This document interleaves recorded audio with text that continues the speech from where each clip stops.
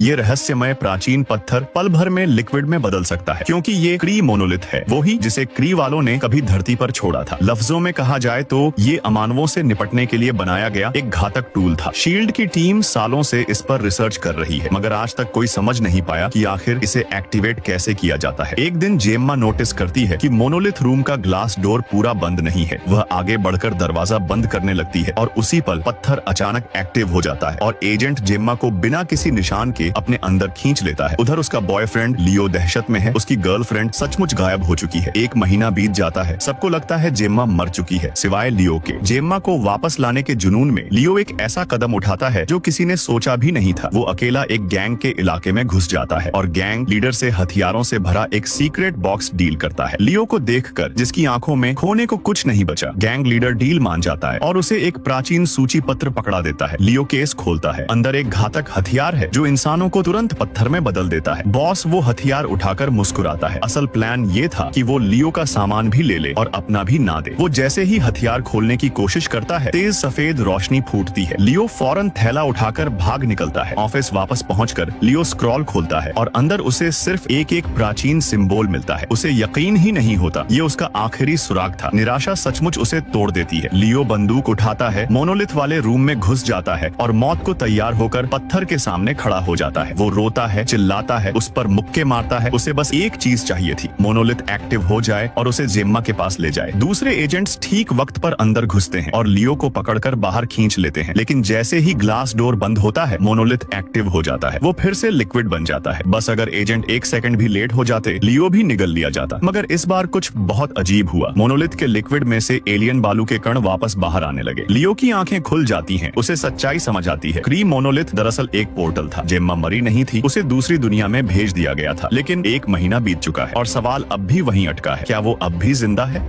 और फिर video like करने पर पार्ट 2 मिल जाएगा।